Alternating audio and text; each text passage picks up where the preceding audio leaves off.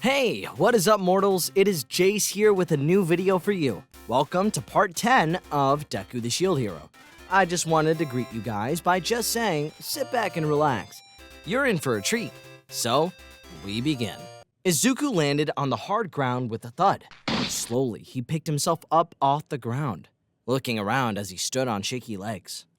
The first thing he noticed was that the ground was made of tanned rock and soil, seeming to slope downwards towards various buildings sticking out of the ground. The sort of thing he would expect to see from a landslide. Had he been taken out of the USJ? Quickly glancing upward, Izuku let out a sigh of relief when he saw the domed ceiling of the building, meaning that the villain hadn't warped him to some other place in the world, or Japan. Looking around again, Izuku was able to spot the entrance of the USJ far off in the distance. What's more, he could just barely see the figures of people standing near the doorway. Were they his classmates? Ones that the villains didn't take? Or was he the only one that got caught up in the rap? I'm too far away to tell. Oh man, what should I do? Should I assume I was the only one taken and make my way back? Or should I be on the safe side and assume that the others were taken with me? They could be hurt, and... Izuku's thoughts were cut off as a shadow suddenly loomed over him. His eyes widened for only a moment, watching the darkness around him before rolling to the side just as a massive fist of sludge made its way into the ground where he stood. The force behind the punch had been great, the amount of dirt and rock thrown into the air creating a dust cloud that obscured his vision for a moment. I missed. Better try again. The sound of the voice that spoke unnerved Izuku for some reason. It had a wet, sadistic tone to it that sent shivers down the teen's spine as he looked at the outline of a lumbering figure within the cloud of dust. Just as he raised his shield to prepare for whatever, he caught sight of a sweeping motion by his attacker. Only the arms seemed to stretch out to cover the distance between them. Thankfully, just before the attack made contact, Izuku felt something wrap around his waist. Suddenly, the team was pulled backward just as a fist made out of sludge hit the air where his head had been just moments before. With his feet sliding against the dirt floor, Izuku turned his head to see who had saved him. Sue, the frog girl who had her long tongue wrapped around his waist, which she unraveled as soon as he was next to her. Thanks for the save, Sue! Don't mention it, Ribbit, but we're not out of the woods yet. Sue then pointed off to the side, down the slope towards the ground below. Turning his head to look, Izuku saw to shock that there were more people down there. At least over a dozen of people who were clearly not students were slowly making their way up towards the two heroes. Oh, don't worry about them. I'm the only one who gets to play with three of you until All Might gets here. The words of the villain drew the attention of the two heroes in training, both of them turning their heads to look at him as the dust began to settle. And what they saw turned their stomachs inside out. Standing before them was a man entirely made of sludge, his yellow eyes trained on the pair. But that wasn't the thing that was so upsetting. Like out of some twisted nightmare, Kirishima wrapped up the thing in its upper chest. The sludge villain's mouth covered most of Kirishima's face, plastering an evil smile over it while the redhead's fearful and teary eyes to be seen. Their fellow classmate looked like he was struggling with everything he had to get free, but his hands bound within the body of the villain, all he could do was thrash his head about in vain. Even Sue could not contain the disgust she felt as her skin began to quickly turn into a sickly shade of green. That's it. Struggle. Fight to stay alive for as long as possible. I want at least one of you to be alive, long enough for when All Might shows his face. I wonder how he will react when he sees the corpses of his two students. The third one begging to be saved. But then again, accidents happen. The sludge villain then leapt into the air towards the heroes. Thankfully, their disgust at what they saw did not freeze them in place, both racing upward and away from the villain as he crashed to the ground.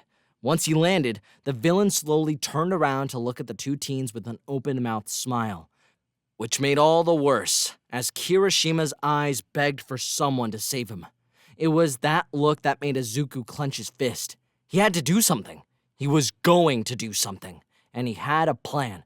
Sue, I'm going to try something. If it works, I'll need you to grab Kirishima the moment he's freed.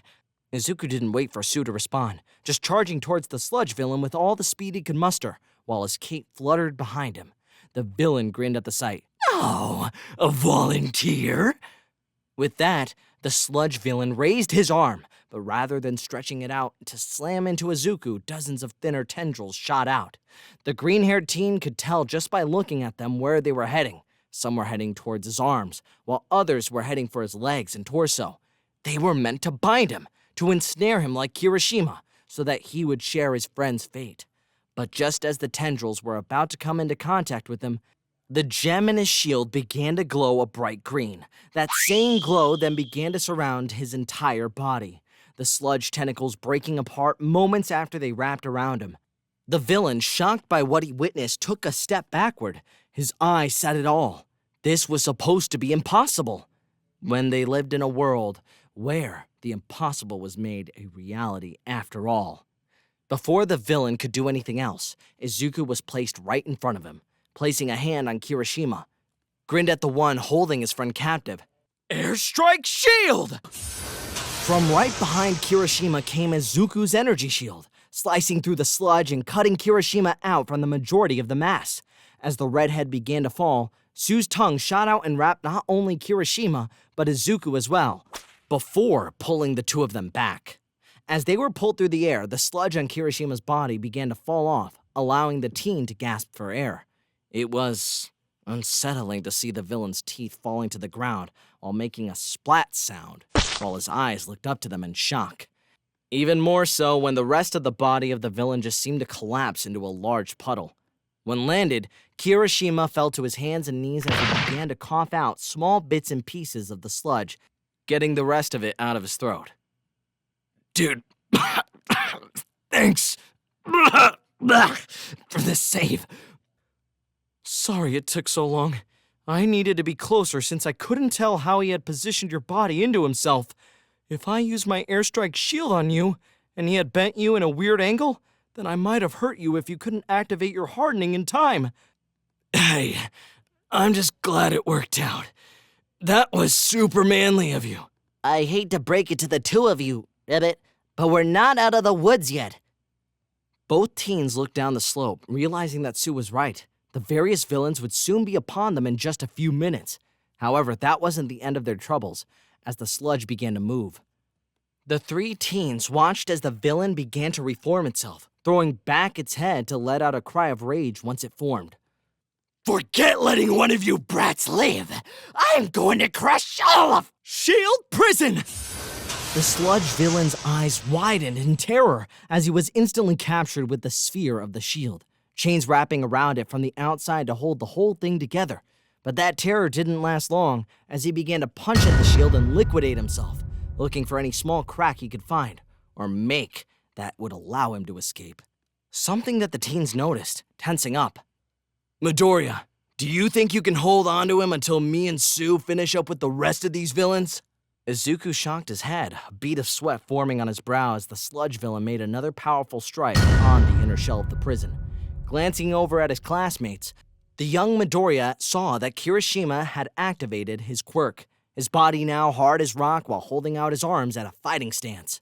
At the same time, Sue flinched as the sludge villain tried again to free himself, but managed to keep her gaze focused on the throng of villains making their way even closer. Not sure we can take down all those villains by ourselves, Ribbit. Like we have much of a choice.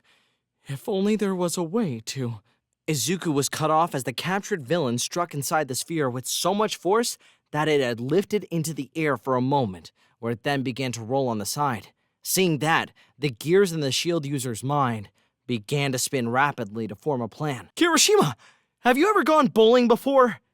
The redhead turned to look at his friend in confusion before realization dawned on him, a grin appearing on his face as he then began walking over to the shield prison. Ah, I gotcha, bro. With a grunt, Kirishima began to push the sphere with all of his might towards where the villains were coming up. It took a moment, but with his strength, the prison began to roll downwards with the gravity, helping to increase its momentum. The villains saw this, some of them managing to jump out of the way, but crashing into their comrades and knocking them down as they too rolled down the side of the mountain training zone. Others, well, they weren't so lucky. And, as all this was going on, the captured villain cried out as he was unaware what was happening to him. All he knew was that the world was spinning faster and faster, his body breaking down into a large puddle of sludge that splashed around in its confided area. In all the wake of this, the three heroes in training rushed downwards, with the villains' numbers more manageable. Izuku, Kirishima, and Sue began taking down whatever villain they came across with their own set of skills.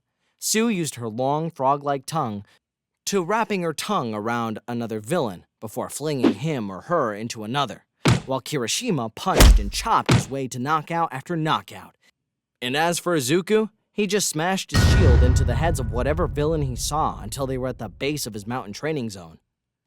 This video is sponsored by ExpressVPN. ExpressVPN allows you to change your IP address, making it harder to track and securing your privacy. In addition to providing you safe passage through the web, you can also expand the reach of your favorite streaming services, like Disney+. If you're from the United States, you won't be able to watch any of the MCU or Sony Spider-Man movies. But by switching your location to Japan, you can access them whenever you want. Check out the link in the description to get 3 extra months when you purchase the 12-month subscription plan that costs $99.99 a year. This deal's for a limited time, and thanks to ExpressVPN for sponsoring this video. Damn it!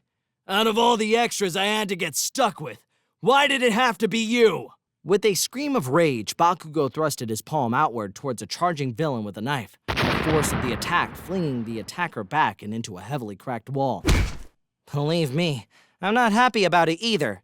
As Raphtalia said this, she kicked her own attacker right in the chin with enough force that his head crashed into the ceiling before falling into a lump at her feet. 2 other villains nearby saw this, giving them pause just long enough for the Tanuki girl's blade to soar through the air and make contact with their stomachs before they too fell to the ground. Of course, she used the flat side of her sword as Raphtalia wanted to be a hero, not a villain. For a moment, the two stood back to back, within what appeared to be a ruined apartment building. Neither of them had any idea where they were, though they did have a good guess. Since nothing was on fire until Bakugo started setting off explosions to defeat the villains attacking them and there was no rain, they could rule out the heavy storm and fire rescue simulations. And given how everything looked cracked, with parts of the building, they were missing entire walls. This might be the collapse zone, but that was just a guess. That looks like the last of them. As Raphtalia said this, she sheathed her sword before letting out a sigh of relief. As she then wiped away some sweat from her forehead, she turned to Bakugo, who was watching her with a keen eye. We should get moving. If we're in the USJ still, then chances are that the rest of the class is here as well. They might have also been sent to various areas, with ambush waiting for them. If you want to track all those other extras down, then fine. Do whatever you want. But I'm going to destroy that warping freak. As Raphtalia rolled her eyes at this, her ears began to twitch. Slowly, her hand went down to her sheathed blade, and detaching it from her belt. Bakugo, what makes you think that the next time you fight him will be any different from the last time? Your attacks went through him.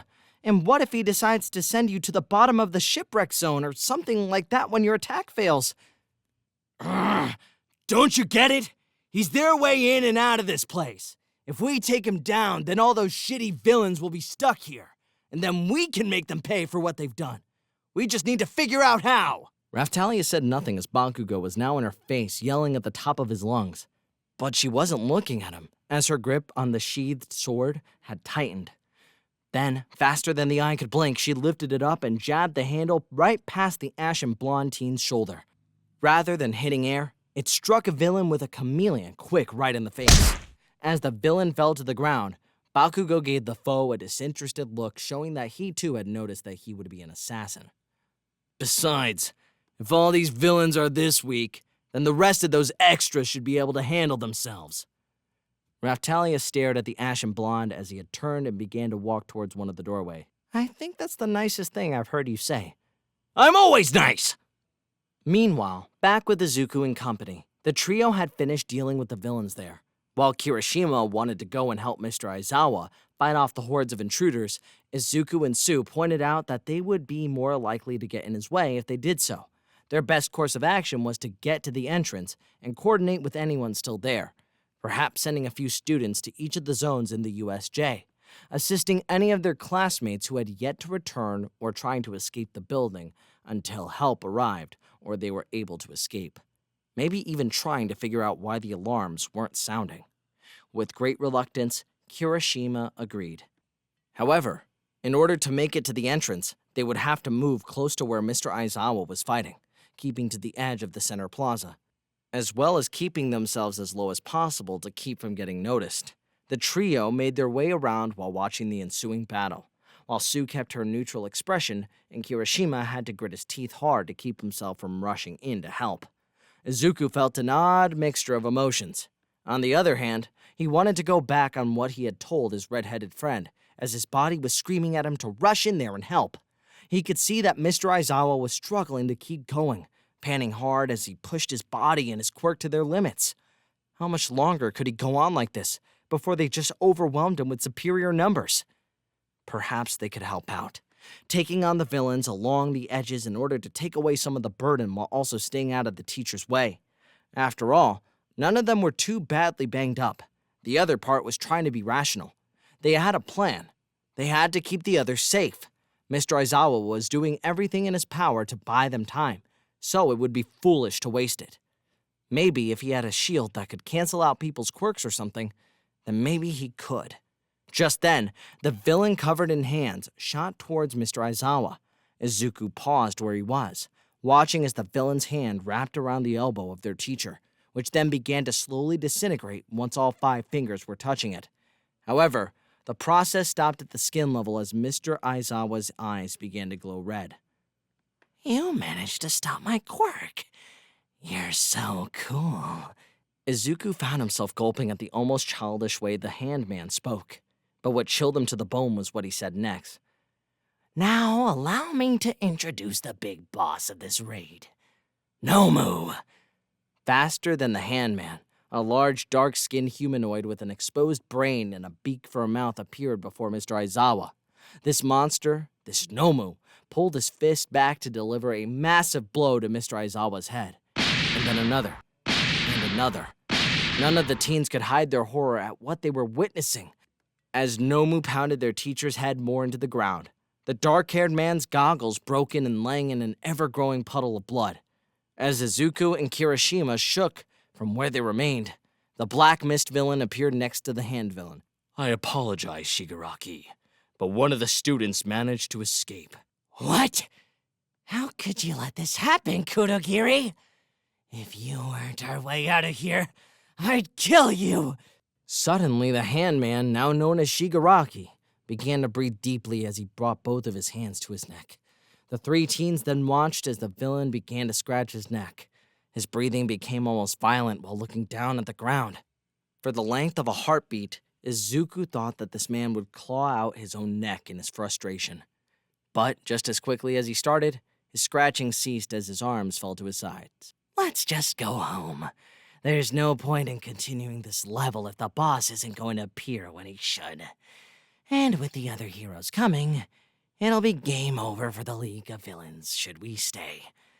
Best to just save what we can and try again later." Izuku's eyes widened when he heard this. He should have been relieved to hear they were going, but instead he was just confused by everything Shigaraki was going. First, it looked like he was then about to throw a temper tantrum. Then, just because one thing went wrong and now he's just going to leave? Didn't he realize that security would be upgraded right after this? Then a thought crossed Izuku's mind. His heart nearly stopped as he realized the implications. Unless he knows he'll be ready for whatever upgrades we try. Like how he knew All Might was supposed to be here today. Meaning he might have someone at UA working for him. But before we go, let's leave some dead brats for All Might to find. Once more, in the blink of an eye, Shigaraki closed an incredible gap in distance, so he was right in front of the 3 teens with his arms stretched out towards Sue. The green-haired teen's world began to slow as he watched the scene unfold before him. knowing exactly what would happen once those fingers made contact with his classmate, finally allowing him to move on his own. Izuku's arm reached out so that his shield blocked the villain's path. Once more, the gem on his shield began to glow brighter as Shigaraki made contact with it, and the shield remained intact. With a swipe of his arm, Izuku tried to land a blow to Shigaraki's gut while Kirishima went over to protect Tsu. However, the villain leapt backwards, avoiding the attack from Izuku, but not the mucus that Tsu spat in his face. Not like it did much. Quickly getting to his feet, Izuku stood in between the villain and his classmates, with the shield raised in a defensive stance. What's this? Your party managed to find itself a tank. Ah, man, I'm so jealous. It takes me forever to get one. Pity that this is PvP. With that, Shigaraki lunged forward towards Izuku with the palm outstretched. My shield seems immune to his quirk. Probably some sort of resistance to it. But it could just be that the shield is immune, and not the whole body. And I'd rather not test that theory out. Still, if I can block his quirk, then I still have a chance. Animal Needle Shield! Izuku's shield changed shape once more, gaining several small spikes on it. Seeing that the change must have startled Shigaraki as he made a swipe at the shield a bit early, hitting only the air in front of it. But that didn't stop a series of needles from the shield to come flying out and embedding themselves into the villain's flesh. Cute trick. Izuku watched as the villain began to grip the needles one by one, turning them into dust as they feel around him. He also revealed that he was barely bleeding with only a few dots of blood around the already closing wound. Chimera Viper Shield! As his shield changed once more, Izuku charged at the villain. However, Shigaraki easily sidestepped Izuku. Before the teen could stop himself or do anything to protect himself, the open palm of the villain filled his vision as it grew closer. Within a few seconds, it would touch and then it stopped. Wow. Even in that condition, you're still fighting. You really are cool. That's when Izuku noticed something between Shigaraki's fingers. It was Aizawa. His eyes glowing red. His quirk no doubt activated to block the villain's own quirk. Not wasting another moment, the vipers on Izuku's shield moved in on their target as Izuku swung his body to the side so that his shield made contact with Shigaraki's ribs. The villain let out a howl of pain as the vipers dug into his shoulders, injecting a weak poison into the veins. Nomu! Kill! Shield prison! The prison of shields appeared around the Nomu, locking him away before Shigaraki could finish the command. Quickly! Let's get Mr. Aizawa out of here before... A loud crash could be heard as all of the shields used in Izuku's shield prison went flying through the air before vanishing completely. The green-haired teen only had time to raise his shield over his chest before the Nomu's fist collided with him. The blow was unlike anything he had ever felt since gaining the shield, his bones cracking under the pressure of the attack until his feet finally left the ground. The world spun all around him as Izuku was sent flying through the air, landing on the ground with a thud before he continued to roll uncontrollably for several more yards. When it was over, he felt his shielded arm like it had shoved into a press or something to the point where it felt numb. Breathing hard, Izuku felt blood dripping from his lips as he used his opposite hand to help lift him off the ground. Now he could see Kirishima running towards him, his body hardened, while Tsu hopped next to him. Then all Izuku could see was towering from the Nomu above him. It looked down upon him with unintelligent eyes before letting out a beast-like cry. There has to be something I can do. Midoriya had no time to think as the creature raised its mighty fist, ready to strike down with all its might into Izuku's head. But before it could, the doors to the USJ crashed open, stopping everything in its tracks. Thank you all for indulging yourselves in all this information thus far. I hope you enjoyed it. Now, there are a few more things that I'd like to go over before the video ends. Firstly, I'd like to thank our patrons, BD Flames, Ethan Davis, Terry Chills, Shifter Meals, Adam Zadgel, Zill, ZavB03, and Joshua Phelps. Secondly, I'd like to thank all of our YouTube members, Toy Acosta, Rob the King, Sith Lord 906, CF2364, and Knuckles, Raimu Tempest, Angel Juarez, Donald C. Stewart, Bryant Grier, and Demonized Fox. Thirdly, if you're in the mood for some great storytelling, We the Celestials have you covered. Our We the Celestials My Hero Academia and Naruto What If channels retell the story of their namesake anime with a twist? Check out if you're interested. Fourthly, on behalf of We the Celestials, I'd like to thank everyone involved in today's excellent content production. Their details can be found in the description below. Lastly, if you're interested in what we do here at We the Celestials, I'd like to extend an invitation to join the team. The only caveat is that we accept members from 16 years old or older to join our crew. You can sign up for whichever category fulfills your interests by joining the recruitment Discord using the link in the description down below. We're always looking for members to join us. Well, that's it from us for today's video, so thank you all for watching and have a great day.